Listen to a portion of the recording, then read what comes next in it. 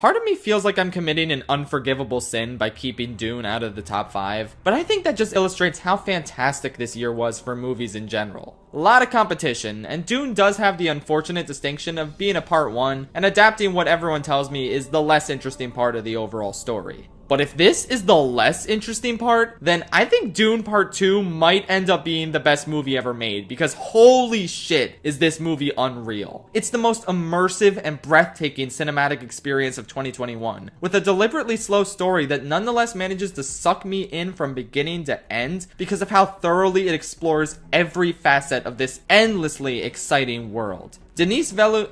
I'm gonna look up how to pronounce that real quick. Denis Villeneuve. Denis Villeneuve? He's Canadian? I didn't know that. Canadians are weird! Denis Villeneuve is a master of counteracting my short attention span and keeping me on the edge of my seat throughout what is essentially 2.5 hours of setup. But the setup is so well filmed and atmospheric and lived in, and oh man, this is what I call a fucking movie. This very well may be the next Lord of the Rings, just an unforgettable cinematic saga that takes the world of cinema by storm. It's a movie that puts nearly every other modern blockbuster to shame, foregoing cringeworthy quips and mediocre action in favor of some truly awe-inspiring filmmaking and a story and universe that captures the imagination. I knew nothing about Dune going into this, and now I'm becoming a die-hard fan. And while I still think Blade Runner 2049 is Villeneuve's best work, I absolutely believe this movie's sequel will top it. Shout out to this phenomenal part 1 for laying the foundation.